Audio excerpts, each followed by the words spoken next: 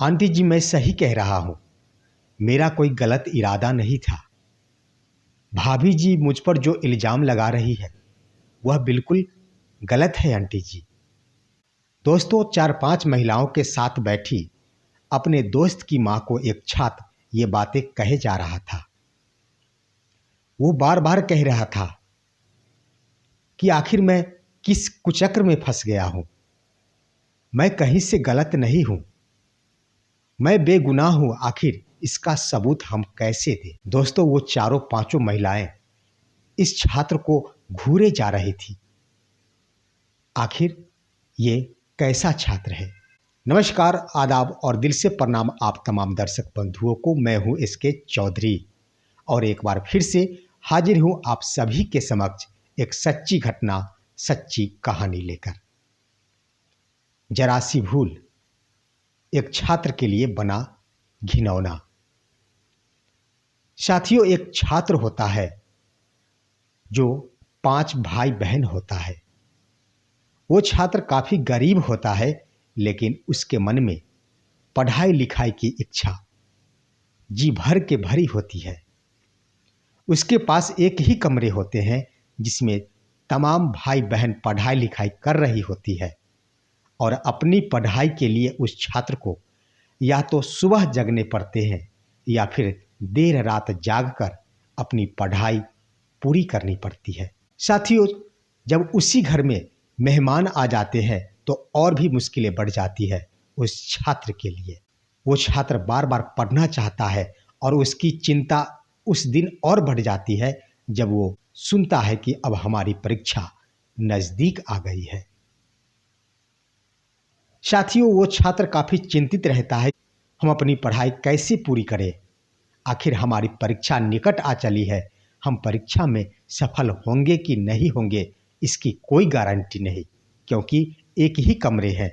किस वक्त पढ़ाई करें, किस वक्त सोए और किस वक्त जागे। दोस्तों, ये बातें सोच ही रहा होता है वो छात्र, तभी उसके घर पर उसका दोस्त निर्मल पहुंचता है। वो निर्मल अपनी दोस्त के भाव को समझता है और उससे पूछता है कि भाई, आखिर तेरे साथ क्या हुआ है जो आज उदास लग रहे हो। दोस्तों, वो छात्र अपने दोस्त निर्मल से कहता है कि दोस्त, हमारी मजबूरी समझते हो, हमारे पास एक ही कमरे है, हम पढ़ाई करना चाह रहे हैं, परंतु जगह का अभाव हमारे लिए खतरा बन रहा है। दोस्तों, उस छात्र का दोस्त निर्मल काफी अच्छा स्वभाव का होता है और दोनों 11वीं कक्षा का ही छात्र होता है। वो भी पढ़ाई लिखाई में तेज होता है अपने स्कूल में, इसलिए शिक्षक उन दोनों छात्र को बहुत पसंद करते हैं। अब निर्मल अपने दोस्त की बात समझता है, उसकी भाव को समझता है और वो कहता है कि दोस्त, जब ऐसी मजबूरी है तो तुम मेरे घर ही चलो और वहीं चलकर हम लोग पढ़ेंगे साथ मिलकर। साथियों, ये बातें सुनकर अब वो छात्र काफी उत्साहित हो जाता है और अगले ही दिन अपना बिस्तर और साइकिल उठाता है और अपने दोस्त के घर चला जाता है। वहां जाकर साथियों, निर्मल की मां निर्मल के दोस्त को प्यार से बिठाती है और भला बुरा पूछकर हाल समाचार जानकर अपने घर शरण देती है और पढ़ने के लिए प्रेरित करती है। साथियों, वो छात्र दोस्त के घर पर ही होता है। इसी बीच उसका दोस्त घर से निकल जाता है और देर शाम तक वापस नहीं आता है। अब वो छात्र देखता है कि मेरा ही दोस्त वापस नहीं लौटा है, तो फिर से अब वो अपना घर वापस चला आता है। साथियों, फिर से सुबह होती है और उसके मन में अब ये बातें जगती है कि रात में मेरा दोस्त अधिक पढ़ लिया होगा, तो हमें सुबह होकर ही जाना होगा। और एक बार फिर से वो छात्र फिर से अपना साइकिल उठाता है और अपने दोस्त निर्मल के घर पहुंच जाता है। जब साइकिल से उतरकर दोस्त के दरवाजे तक पहुंचता है और दरवाजे खोलने की ओर अपना हाथ बढ़ाता है तो देखता है कि दरवाजे खुली हुई है।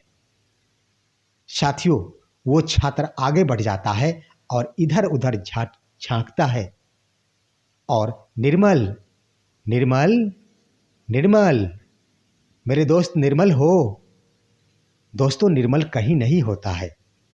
निर्मल के घर में निर्मल की माँ, निर्मल की भाभी और भैया होते हैं। साथियों, निर्मल की भाभी एक बैंक की कर्मचारी होती है और बैंक के द्वारा ही उसे ये फ्लैट मिला होता है जहां निर्मल, निर्मल की भाभी और निर्मल की माँ होती है। निर्मल के भैया 15-20 दिनों पर गांव से आ जाया करते हैं। दोस्तों, निर्मल को पुकारने की बाद जब वो छात्र आगे बढ़ता है तो निर्मल की भाभी अपने कमरे में सो रही होती है और वो बाहर निकलकर कहती है कि निर्मल आज नहीं है, वो किसी पार्टी में गया है। अब ये बातें सुनकर वो छात्र फिर से पूछता है कि आखिर आंटी कहाँ है भाभी जी? तब वो कहती है कि आंटी जी पड़ोस के घर में गई है।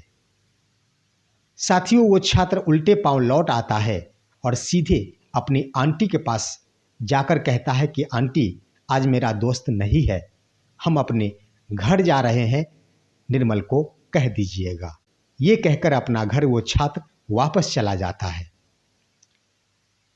साथियों, घर पर वो रात बिताता है और फिर से एक सुबह होती है और सुबह होते ही अपने साइकिल से निर्मल अपने दोस्त के घर चला आता है। इस छात्र को लगता है कि शायद निर्मल मुझे बुलाने आया है, लेकिन आते आते निर्मल कहता है कि दोस्त, आखिर तूने क्या कर दिया? चलो जल्दी मेरे साथ मेरे घर चलो।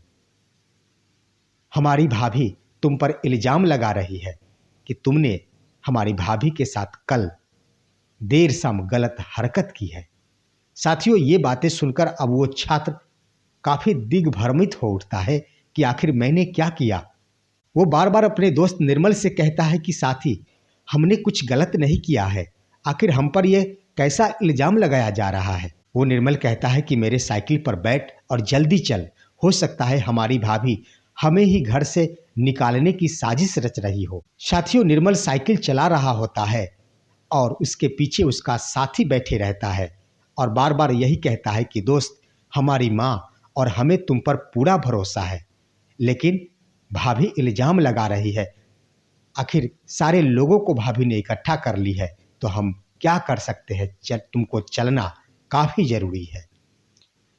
साथियों, वो छात्र काफी दिग्भ्रमित होकर दुखी मन से पीछे बैठकर जा रहा होता है और ज्यों ही निर्मल के दरवाजे पर पहुंचता है, पहले से 5-7 महिलाएं खड़ी रहती है और उसके साथ निर्मल की माँ भी होती है। इस छात्र के पहुंचते ही निर्मल की माँ कहती है कि हमें तुमसे ये बड़ी उम्मीद नहीं थी, आखिर तुमने ऐसी हरकत, गलत घिनौने करतूत कैसे कर दिए?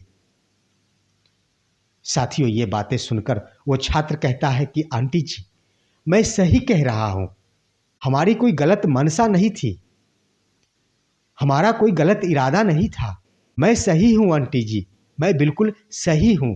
साथियों, ये बातें सुनकर वहां के 4-5 महिलाएं उपस्थित इस छात्र के भाव को समझ जाती है, क्योंकि ये बात कहते ही वो छात्र रोना धोना शुरू कर देता है। साथियों, इसके आंसू देखकर अब निर्मल की मां भी समझती है और कहती है कि तुम्हारी गलत मनसा नहीं थी, लेकिन किसी का दरवाजा खुला हो तो खुले दरवाजे में भी दरवाजा खटखटाकर ही घर के अंदर प्रवेश करना चाहिए। साथियों, ये बातें सुनकर अन्य महिलाएं भी कहती है कि हाँ बेटा, मैं मानता हूं कि तुम बहुत अच्छे लड़के हो, लेकिन तुमने ये बड़ी गलती की है। किसी के दरवाजे अगर खुले भी हो तो उसके दरवाजे को खटखटाकर ही उसके घर में प्रवेश करनी चाहिए, यहां पर तुमने गलती की है। साथियों, ये बातें सुनकर अब वो छात्र कहता है कि माना कि मैंने पूछकर अंदर नहीं प्रवेश किया था, मैं डायरेक्ट सीधे ही घर में चला गया था। हम मानते हैं कि ये हमसे भूल हुई है, लेकिन ये जरा सी भूल की इतनी बड़ी सजा कैसे? साथियों, छोटी सी भूल अनजाने में की गई वो गलती होती है जो आपके जीवन में तनाव बढ़ा देती है। इसके अलावे आपके परिवार, परिजन और दोस्तों पर भी बहुत ज़्यादा असर डालती है। लेकिन बड़ी सी भूल परिणाम की चिंता किए बगैर जानबूझकर की गई गलती होती है, जिस पर लोगों की आह नहीं होती, इसलिए दोस्तों, हमेशा अपनी छोटी सी छोटी गलतियों और छोटी सी छोटी भूल पर ध्यान रखनी चाहिए और किसी भी कार्य की शुरुआत करने से पहले परिणाम की चिंता अवश्य करनी चाहिए। तो दोस्तों, ये थी आज की हमारी सच्ची घटना, सच्ची कहानी। कैसी लगी हमारी ये कहानी, आप हमें कमेंट में अवश्य बताएंगे। हम फिर मिलेंगे आपसे अगले वीडियो में। तब तक के लिए दोस्तों कहते हैं जय हिंद, जय भारत।